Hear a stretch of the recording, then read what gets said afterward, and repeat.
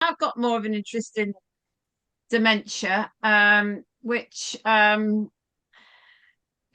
back quite a long way. Those of you who might have seen the lovely Eileen, who was in Kate's conference, was it last week? It was only last week, wasn't it? Yeah, or the week before, whenever. Anyway, in November. We're still in November.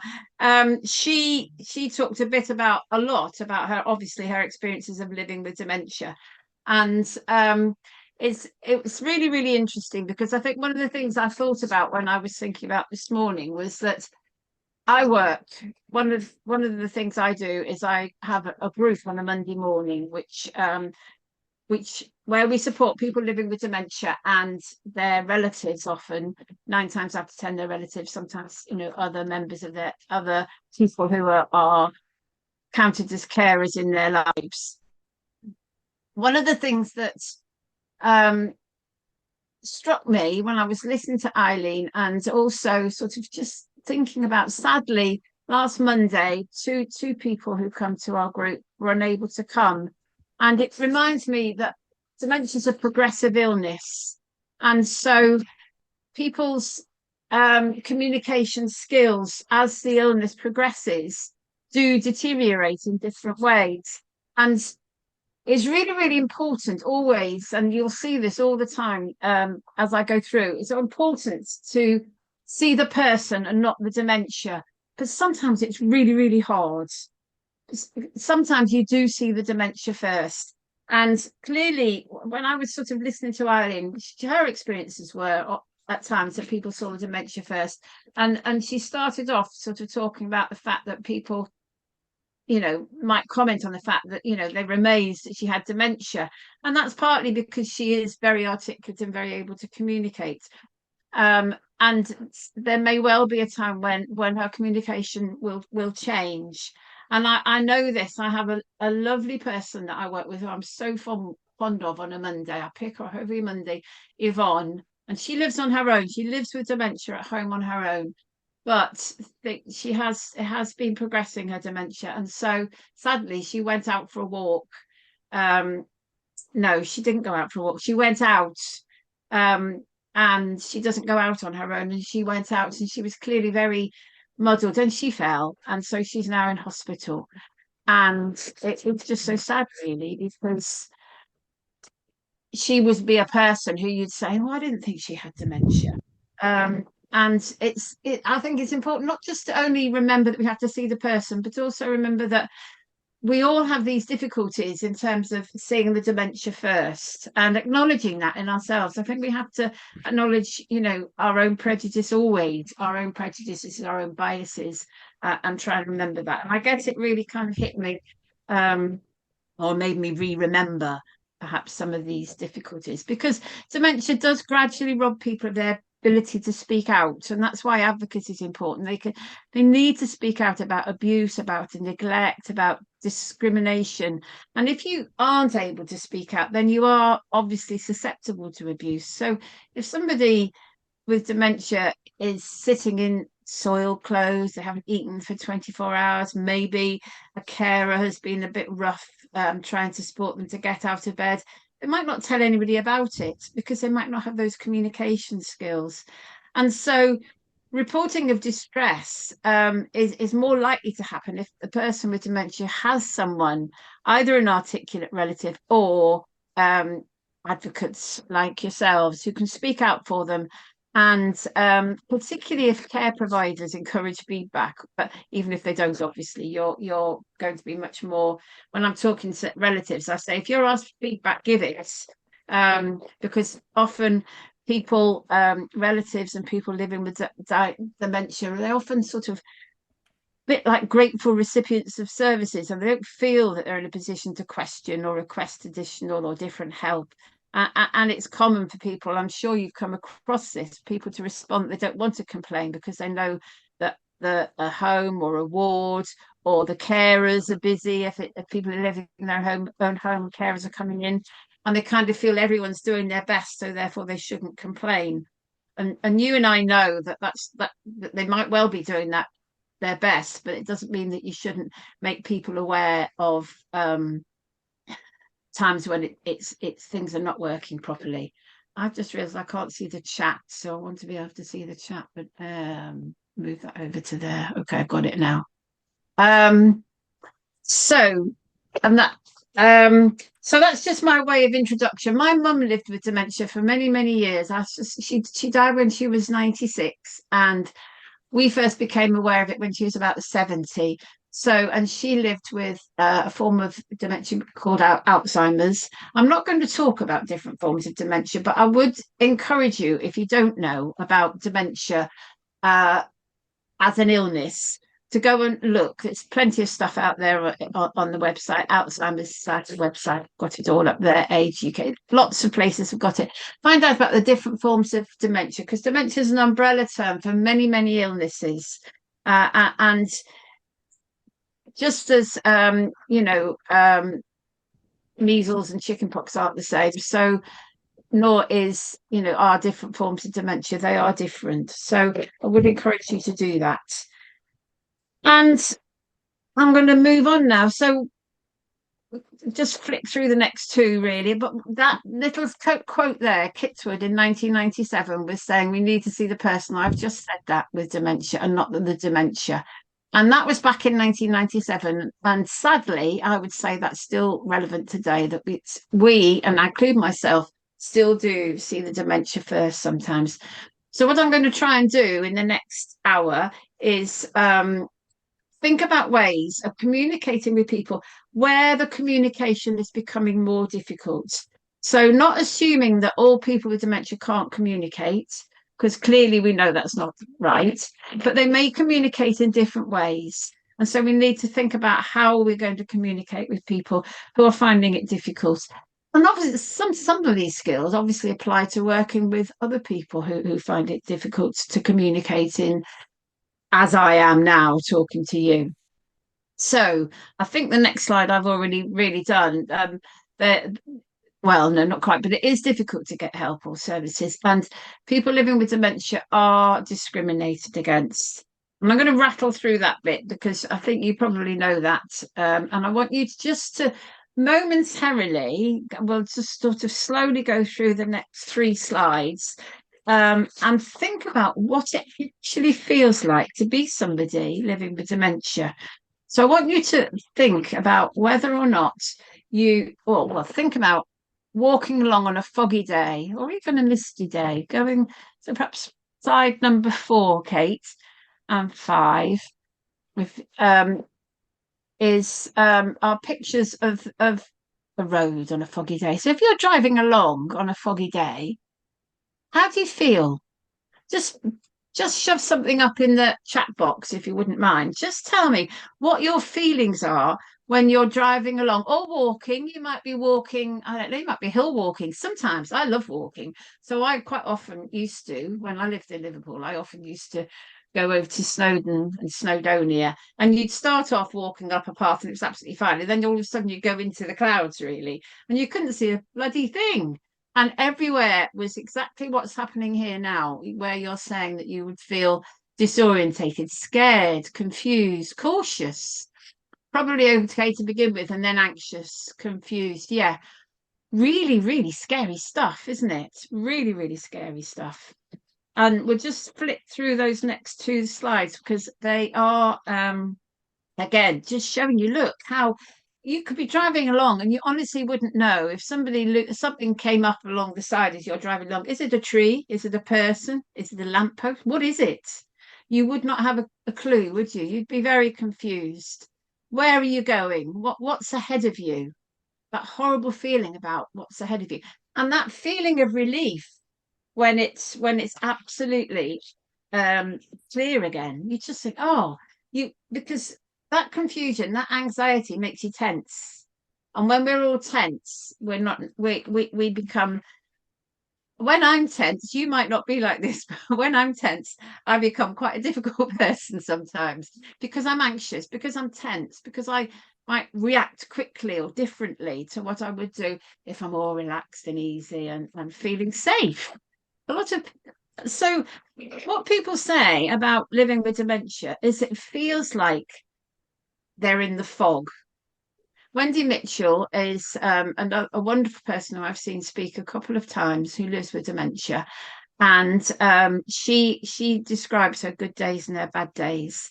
Um, and her bad day is like a fog descending on the brain. So all those feelings that you've just brought up there, that anxiety, that tension, that confusion, not knowing what's ahead, scared. That word scared, it's such a huge word, isn't it? That they're the day that means that you can't make sense of the world around you. You can't even see the world around you. You can just curl up. So you just quite easily curl up and wait for that fog to lift. So if you're working with somebody who's living with dementia, you need to find out how thick the fog is. That's point number one. Is it? And Wendy said good days are like this because because she had this book, she was traveling a lot and she was talking to a lot of people, and that absolutely wore her out. Um, and and she would say, and other people have said this who talk about dementia. Um, I quote somebody else at the end actually, who's also written about her experiences, and she would say that when her brain has been absolutely exercised to its limits, she feels brain dead. So having to think about, having to say words. So even although you might be very articulate or appear to be very articulate as somebody living with dementia, there comes a point where the brain just gives up. Indeed, so does mine. I'm sure yours does too.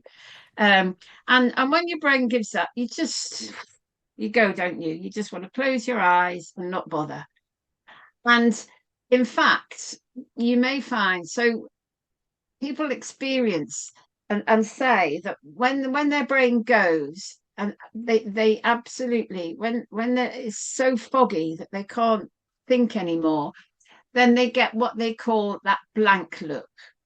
And you might find this if you have personal experiences of living people, relatives who live or friends who live with dementia, then you may find that perhaps I saw this so many times when my mum lived with me, and I was talking to somebody recently, and she was talking about her mum and a family party, and she said she was great to start with, Jane. She said, and then she just sat there staring into space.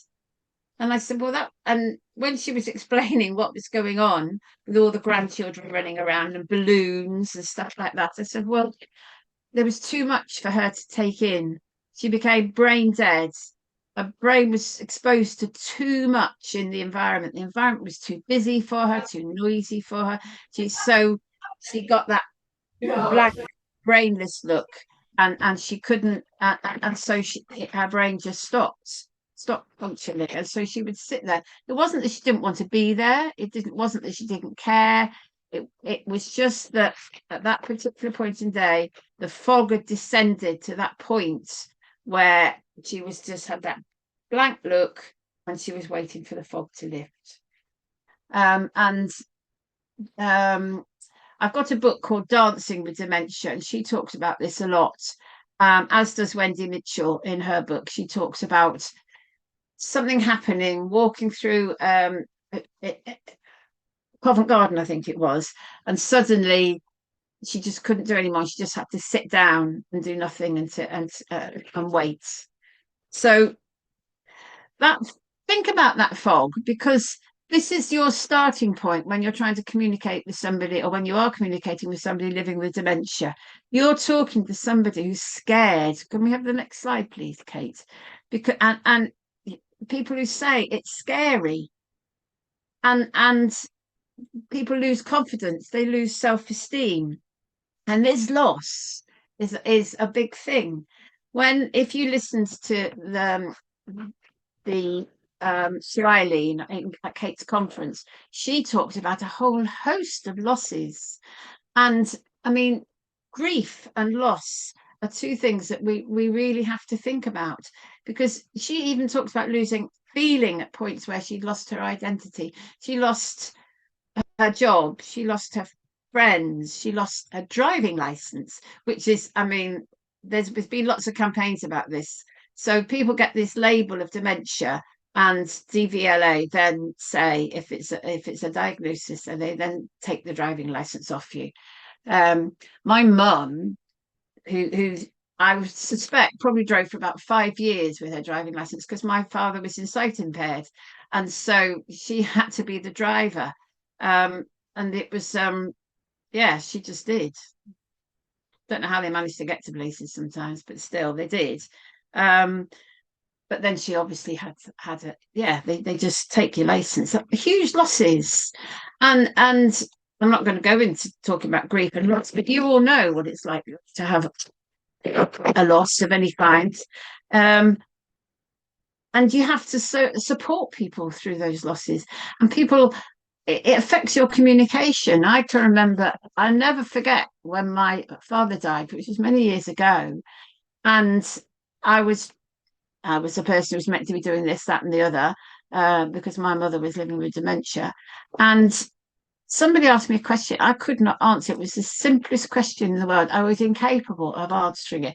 That grief and that loss was so intense that I couldn't communicate, full stop. And so we have people who are scared, who are anxious, who are tense in their foggy world, and they're also experiencing loss. So this is the starting point for thinking about communication. And you'll see at the bottom, I've put feelings matter most. This little feelings matter most will pop up on lots of the slides, because when we're communicating with people living with dementia, this is where we stop and think about, what is this person feeling? We can't necessarily get a sense of what somebody's trying to say to us, because they can't say it in terms of I am sad or I am scared. So they will do it through behavior. They will do it through in different ways. And what we need to do is to try and find out what those feelings are.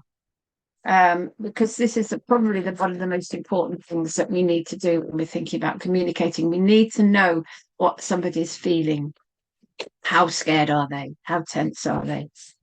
So I'm just going to pop on one more slide and talk about the bookshelf. You may have heard of this. The Alzheimer's Society many years ago talked about the bookcase analogy as a way of trying to understand dementia and how dementia can affect somebody. It's not a scientific explanation. It's just an explanation about how the memory works and how dementia works. And they use this idea of a bookcase, and they talk about you have to imagine perhaps that there's a full bookcase beside me, as tall as me, and that each book on that bookcase represents a memory or a fact. Okay, so the top shelf holds very recent books, such as what I had for breakfast this morning. By my shoulders, a book from my 60s, such as, I don't know, retiring. By my knees are books from my 20s, such as going to university, leaving university. And by my feet are books from my childhood, such as going to school. Now, dementia rocks my bookcase from side to side, and my books start to fall off the top shelf first. As dementia progresses, my upper shelves will empty. So what I think of as my most recent memories will come from further down the bookcase earlier in my life. So, and if you think about this, if the only books that are still firm in my bookcase are from the lower shelf when I was in my 20s, I will find myself living, in a different time frame. My reality is not your reality, because I'm not living in the age that I am now. So I might be thinking my son might come and see me. I'm living with dementia, and my son might come and see me. And my son has a look of his dad, who's my husband. But I will think that I won't think he's my son. I'll think he's my husband. And this can make people very upset and cross. They say, oh, she keeps forgetting I'm not dad. I've heard people say this time and again. Yeah, keeps don't go with it. Just go with it. I say to people, just go. It doesn't matter. It doesn't matter if she gets your name wrong. She does know that you belong, and that's what's the most important thing. So embracing my reality can help me live well with dementia. And that we need to really think about my feelings are most important. So if you keep telling me that I'm not your son, I'm yeah, I'm not your dad, your husband. I'm getting it all wrong now. So the son, if he keeps telling me that who he is and telling me I've got it wrong, I'm going to get very, very upset. And I'll come back to that in a minute. I've got another bookshelf on this side because from what I've said so far, you might think a person with dementia loses everything. That's only one part of the brain. So the factual bookcase, the hippocampus manages the factual and biographical data. So it's a poorly constructed bookcase if you picture it as a bookcase. But there is another part of my brain which you can picture as a separate bookcase on this side. And my feelings and emotions, remember, feelings matter most. My feelings and emotions are all managed separately in a part of the brain called the amygdala. You don't have to remember amygdala and hippocampus, but actually, they're lovely words. I just love them. So that's the amygdala, and the amygdala manages your feelings and emotions. So if you've got a wobbly bookcase on this side made from plywood, you've got a solid oak bookcase on this side. It's more resistant to dementia. So the contents will be safe from dementia for longer. For every book on my factual bookcase over here, there'll be a corresponding one on emotional bookcase. So I can't keep my arms up. In the factual bookcase, I have a memory of my teacher maybe I had at school. You might not be able to remember the teacher's name, but you'll have a very vivid memory. I can remember somebody, I can't remember her name, actually called Miss Hawkins. She always wore brown and she always wore lace-up shoes. And I can picture her now. And she was always very cross. Well, she was very cross with me. She taught maths and I couldn't do times tables. So I always remember her as being very cross. But by this so I remember the emotion. I actually didn't really like her very much. I didn't have any feelings of inspiration about maths or times tables or anything like that. And so that emotion was every time we came to a maths lesson, it was like, So equally, you could have a memory of a teacher who inspired you. And in the emotional bookcase, you'd have that feeling of inspiration. So you be able to picture it. You have your teacher on this side, but you might forget their name, but you'll always remember how they made you feel. So, for example, somebody comes to see you, have a huge row because the name's been forgotten. So at that point, when you have that huge row, you're feeling the person living with dementia is feeling sad, upset, angry, even. And you'll go away thinking, oh, well, never mind, she'll forget about it. But I might forget the argument, but what I won't forget is the feelings. What will stay with me are the feelings of being sad, upset, angry on that emotional bookcase. Those feelings will remain. So you might walk out the door. By the time you got to the car park, I'll completely forget you even visited. But what I'll be left with is those feelings. Whereas if you just go with it, and if you just chat away to me and make me feel good, then I'll still forget that you visited by the time you get to the car park, but I'll just be feeling so relaxed and happy. I used to work with somebody, she was the activities worker actually at the care home near me. And she used to take people out to the beach and in the minibus. And she said to me one day, she was really tired. She said, I don't know why I bother going down to the beach. She said, because by the time we get home, they've all forgotten about it. And I said to her, yeah, but by the time they get home, they're all happy, which they were, because they'd been to the beach, they'd had the smells of the beach, they'd been stimulated by the seagulls, by the waves, they'd had their ice creams and their chips and so on, and smelt the salt. Fantastic feeling. And they were all happy going back in. They might be a bit tired, but they were happy. They had those feelings of love and happiness and contentment in a way and comfort. And I think that's really probably, if you have a lovely day, when you get home, you might have forgotten the ice cream and even the whole day out. You might forget the visit because that book's gone off the factual bookcase, but you've got those great feelings. You feel safe and happy, and that's what matters most. And that's why I always encourage anyone who knows someone living with dementia to continue to visit them. And only yesterday, my brother told me that the person opposite had gone into a care home because she had dementia. And I said, "Oh, what care home is she in? You going to go and see her?" And he goes, "Oh, I don't know." And I said, and he used to talk to her every day, because she had a dog and he's got a dog, so they used to talk to each other. Lovely, lovely lady, Liz. And I said, "Well, we need to find out where the care home is." And she talks to everybody. So she's suddenly been pulled out of her community and plopped somewhere here. And who's that? All that stimulation, all those people, suddenly she's disappeared from their lives. And yet it's really, really important for them to continue to visit them, to continue to see her. Um, and help her to live well as she lives in a different environment.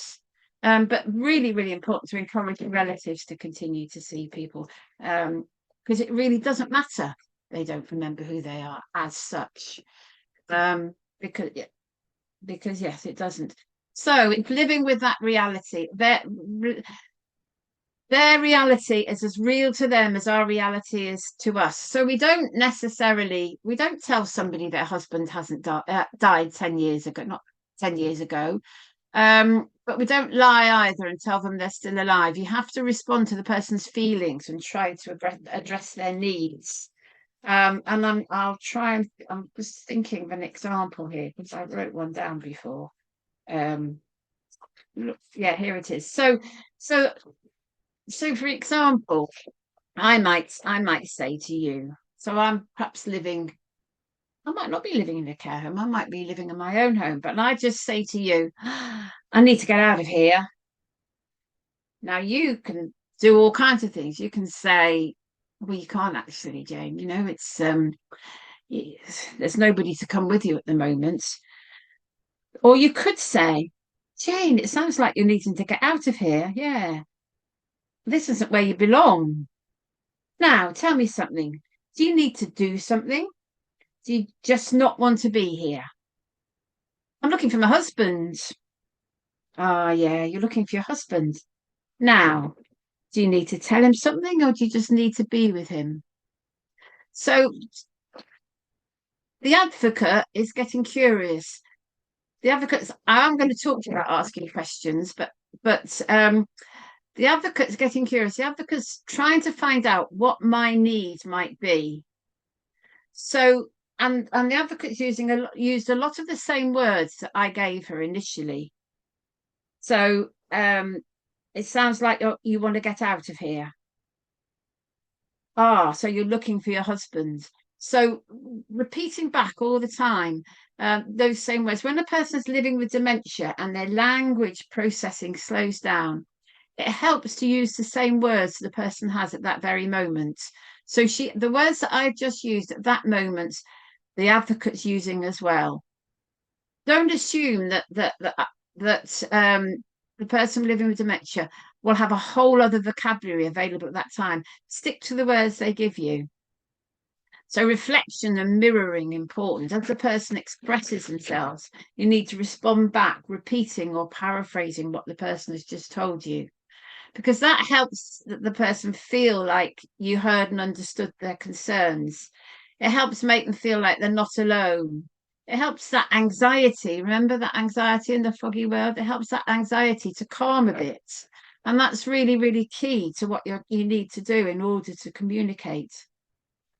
I mean, in a real world scenario, because I'm just rattling through this a little bit, I might have added visual cues, holding something up or pointing at things to help the person understand, and perhaps more overt facial expressions and body language to help get your message across. Can I come back to the chat? Any thoughts on this? All right, that's Kate doing. Sorry. I'll just carry on. So, and the other thing that I did as the advocate then was giving a this or that type of choice.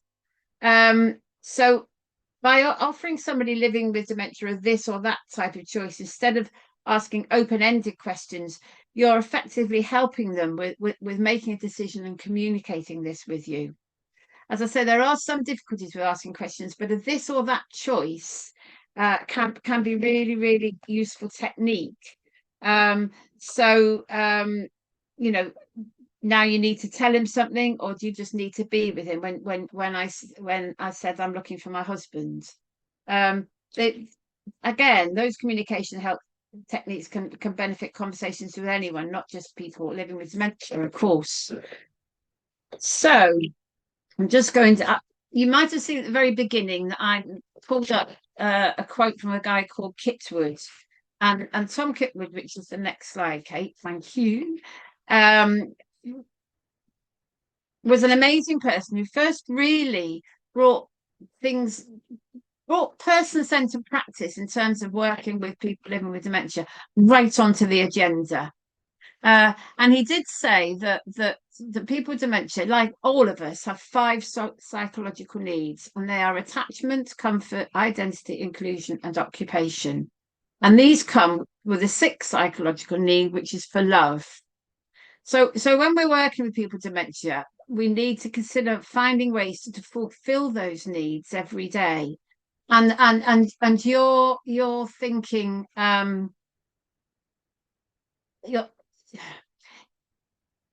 when you're working with somebody, you need to be thinking about what their needs are and what needs are not being met, because that's what they'll be communicating to you. I'm not going to go through all these, but I was struck when Eileen said she felt like she was losing her identity at Kate's conference talk, because identity is really, really important. We need to, that's again, seeing the person, knowing as much as we can about that person. It is so important. But the one thing that I'm going to quickly focus on is comfort. Because if you remember, I said dementia is an illness. And it's an illness of the brain. It's a disease of the brain. And people with acute or chronic illness have a special need for warmth and compassion, and that helps lessen their anxiety. So people are anxious in their foggy world. And I don't know about you, but when I'm ill, there's all kinds of things I want. I like to snuggle in my duvet and with a hot water bottle on the couch, on the sofa downstairs. I don't want to be stuck upstairs in my bed on my own. You might, but I don't. I like to be on the sofa, duvet, and I love hot chocolate. I won't drink hot chocolate at any other time. Can't stand it. But somehow when I'm ill, I have this, I want hot chocolate. That comfort. Everybody needs to be warm and dry and clean, have a full stomach, have quiet when we want it, have that closeness and bonding with people. And that's what comfort's about. And sometimes it's about, I went through a phase of knitting lots of knee blankets for people living in the care home near me, because I learned through visiting that sometimes that comfort is just about saying to somebody, even on a hot day, are you all right? Would you like a little blanket? And I took the blanket around their knees, and there's that closeness, that comfort. They felt good. They felt loved, I suppose, but it seemed to work. We had a big box of knee blankets, and it did work, because that comfort is so key when somebody's not feeling well. Okay, so okay, so let's just go on to the next one. I know I'm going through quick, but thank you, Kate. Focus on the person. I've said this, and I know it might sound very boring, but there's 3 things to remember. Each of us, so you've got feelings matter most at the bottom there again. Each of us has our own history. We're all different, so we are all going to react differently in any situation, and equally we will react differently in relation to living with dementia. We all will be influenced by our relationships, by our life experiences, by our personalities. And we're all going to be influenced by our environment, which includes us. We're part of the environment. I'm going to just quickly do the environment first, because I haven't done a special slide on it. And again, Eileen talked about environment. I could do a whole session on dementia-friendly environments, and have done at times. But they don't. People living with dementia can respond to particular colours, particular patterns, and so on. There's lots about environment that can make life easier for people living with dementia. But it also includes us. We're part of that environment. And there's two things to say about that. One is if you're in a foggy world, then your world is quite narrow.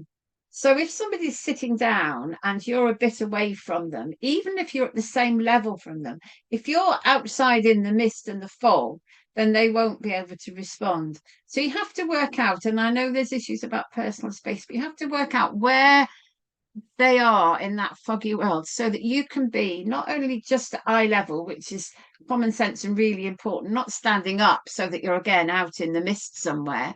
You need to be at eye level, but you need to be close enough that that person is aware that they're talking to somebody who's not going to attack them, who's got a smile and a friendly face, and is not out there in the mist.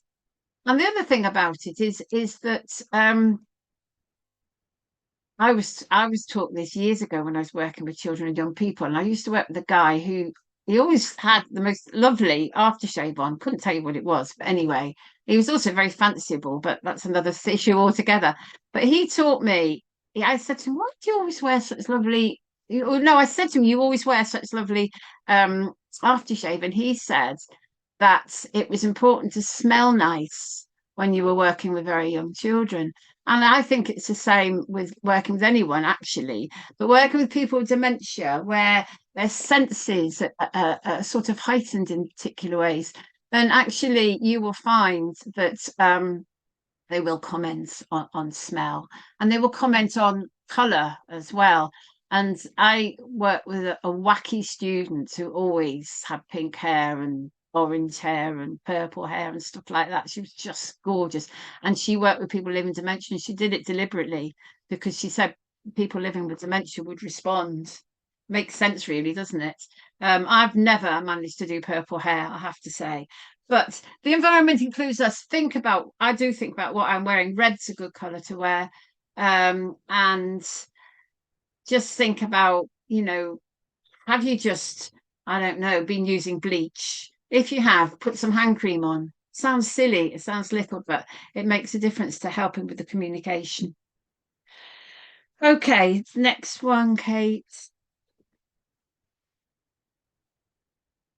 Personality. I'm going to whiz through these a bit, but I want you to think how you respond to people.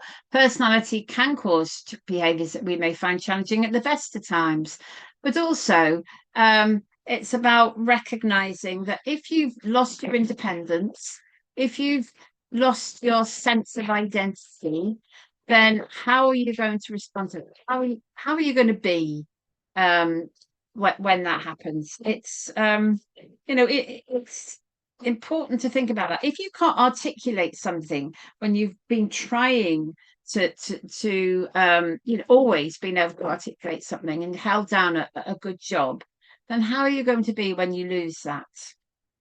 Next slide, Kate, is life history. And again, we have lots and lots of experiences in our lives.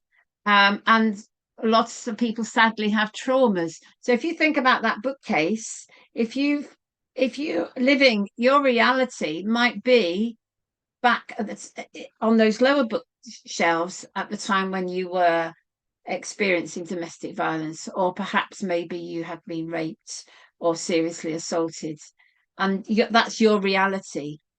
Very, very difficult to manage sometimes. I'm not saying it's easy, and I'm not saying that there's easy answers, but what I am saying is we need to be mindful of that. What exactly is that person's reality, and what about is it about their lives that can impact on how they are reacting? What are they communicating? Are they communicating not only that they're scared in their foggy world, but they're scared that somebody, is going to attack them or whatever it might be? Or so finding out as much as you can sometimes about people's pasts is really important. I've got a picture there of two cars crashing, which doesn't sound very much, but it was directly from somebody who really responded badly to particular noises. and it came from their past, and they had been involved in a very, very serious car accident, and there was just certain things that they could not cope with, and they would behave in very difficult ways because they couldn't tell us that they were absolutely terrified, except through their behaviour. And physical health, which is the next one, is something that is really, really important, because I don't know what you're like when you're in pain, but again, you can stick something up on the chat box, but um, I suspect that if you all put things up, and nobody would say I'm a really nice person when I'm in pain. Well, you might do, but I'd be very surprised if somebody sticks up there now, when I'm in pain, I'm just the best person ever. I guess it's more likely that you'll type something along the lines of a bit grouchy or whatever it might be. Um, and if you can't communicate to somebody that you're in pain, then that's really difficult. And if somebody says, "Have you had a painkiller?" That word "killer," a painkiller might not mean anything to you, or that word "killer" might have a completely different sort of connotation. Um, and so you have to know what people is. And I've learned that from working with quite a few people. I'll say, "Oh, I wonder if that her back hurts," because I know that she sometimes gets a bad back. And just working out what that pain is and how you do it, how you find that out. Is their behavior, what's their behavior telling you about the pain? So the particular person I'm thinking of now used to walk up and down the corridor really, really quickly. She'd get up from her chair and she'd walk up and down the corridor really, really quickly. And you knew she was in pain. And she'd push you out of the way. She wasn't violent or aggressive. Those are words that people use, aren't they? She wasn't violent and she wasn't aggressive. She was in pain. And so she would walk. And if you tried to stop her, she'd and really sort of suffered until somebody would actually manage to walk with her and sit her down and say, let's help you stop this pain. And mental health as well, which is the next one, Kate. I think we do forget about sort of, I said a little bit earlier on about loss and grief. People are losing a lot, but and they're also very confused and frightened anyway. But if you imagine, and this is written, this is based on a person I knew as well. So somebody who went, he was taken, oh, he was so lovely. He was taken into a care home after his wife died, and it was like pretty instant. Well, it felt like it was instant. It probably wasn't, but his family, that's what happened. And so he got there. He'd gone into this strange place. His fog became very, very thick. He was very confused and frightened.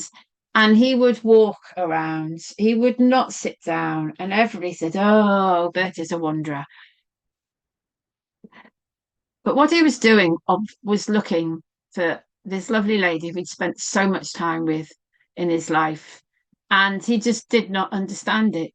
And he did become very depressed. And trying to find out what his feelings were and trying to support him through that really difficult time, so that because walking around all the time not only wasn't terribly good for him, he wouldn't even sit down to eat for very long. So you had to sort of go and be with him wherever he happened to be and say, it literally, I can remember walking around with him with a bowl of soup once, so that he would eat, but really sort of talking to him about thinking about how he was feeling. It took a long time, but recognizing that you don't just leave him to wander all the time. Walk around. I don't like the word wander. Actually, wander's quite a good word. I wander around Tesco thinking, what shall I get for tea tonight? Or wander around another shop. What shall I buy for so and so's birthday? We all wander. It's not that bad, but it can be used as they're a wanderer. People say sometimes, whatever that means. But they're walking with intent. Often Bertie was walking with intent. His intention was to find his wife. who he didn't know had died. There was no point in telling him she died, because that would have, if we told him that, he would just grieve for that moment and then forget. So every time you would remind him that she died, he would just experience that awful grief again. So it's about supporting him to be less scared and to manage his feelings and emotions. Okay, so next slide. I've said all this. Really, we're unlocking memories. We're trying to find the person's feelings. And as that illness goes on, people are less able to come into our world. So we have to go into their world. That is the most important thing. So I want you in this little activity here. It just I'm not actually asked you to do the activity because I realise it's now 10 to 1. But in the next slide, Kate, I've just put up some things there about somebody who keeps saying certain things. Now, you might often know that's it. You might often hear people say this, and it's quite difficult sometimes as an advocate. I'm not saying it's easy by any stretch of the imagination. Because if you're going in to find out whether somebody wants to stay in the care home they're living or go and live somewhere else, and they say, I want to go home, do you take that literally? And so what the important thing really is that we've got to think about what exactly is somebody trying to tell us. So if somebody, and it is about sort of, again, sort of being curious about what somebody's saying to you, and trying to be a dementia detective, really. So if somebody's saying that they want their mum, I want my mum, go back to thinking about this fact that this is an illness. Go back to thinking about where they are on their shelf. So if you're in a really difficult place, if you're feeling really scared, all those things that we put up at the beginning, scared, frightened, not sure what's ahead, not sure where to go, then what do you want when you're on those very low shelves? What do you want when you're 12, 13, 14? You want your mum, because your mum will give you that comfort. Your mum will make you feel safe. And quite often that is all it is, that somebody wants to feel safe. Sometimes people won't get out of bed.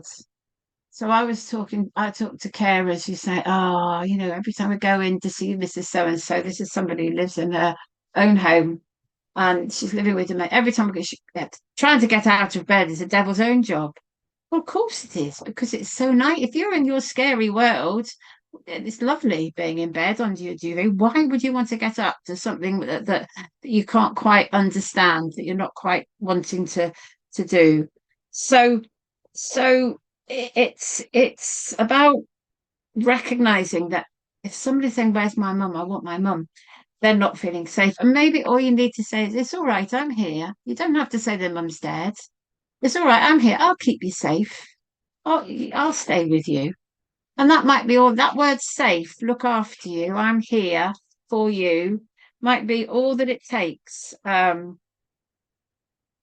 It's the tiniest little thing. But think about needing to pick up children from school.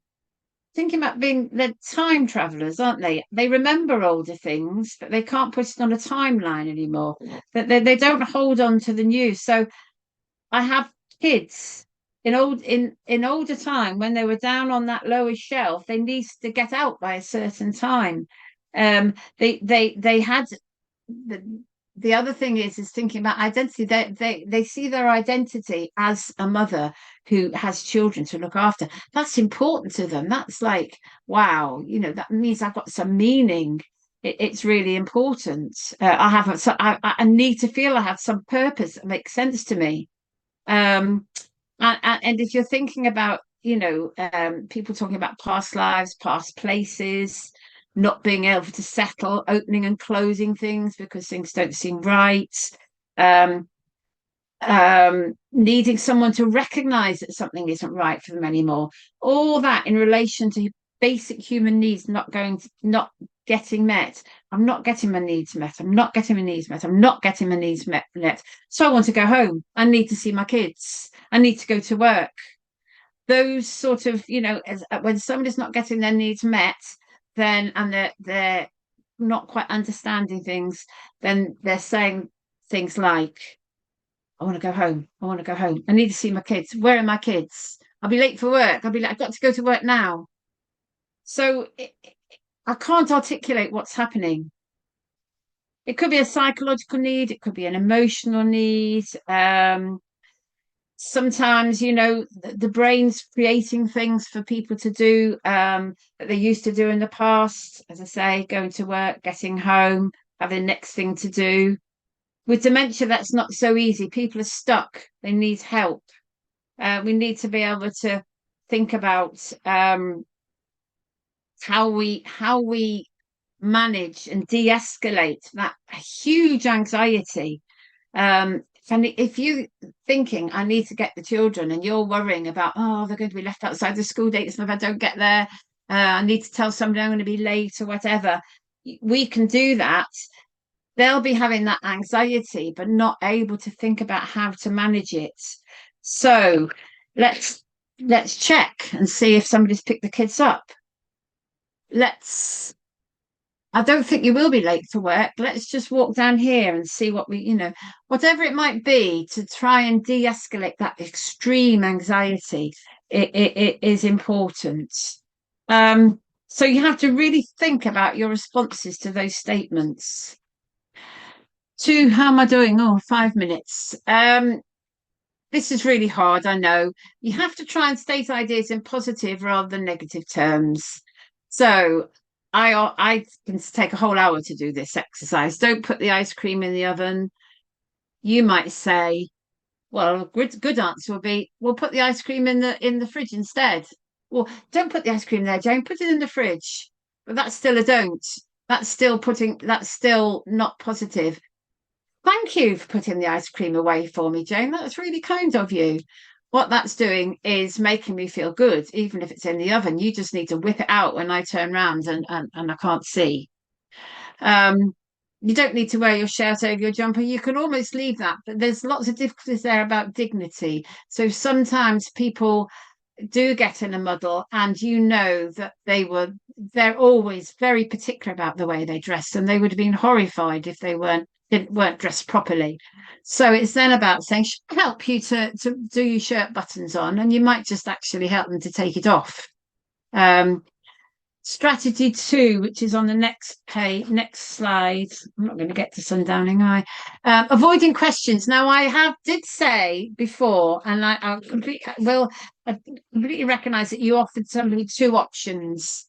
But they weren't actually, they are questions, but they are a this or a that, rather than a whole open-ended thing. What would you like to wear today?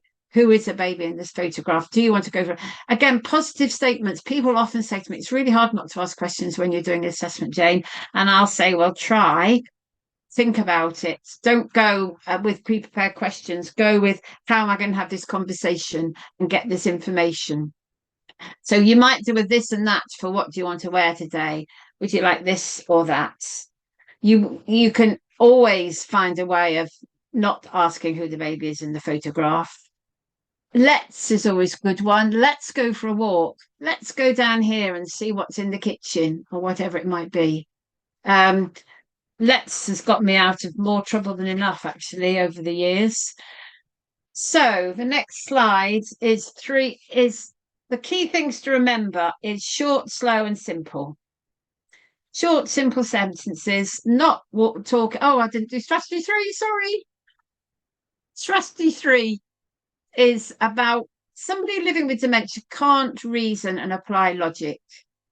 So you have to offer an alternative response. You don't say, oh, for goodness sake, toothpaste that goes on your teeth and not in your hair. That's logical. What you need to do is to say, shall I help you with the toothpaste? Shall I help you clean your teeth?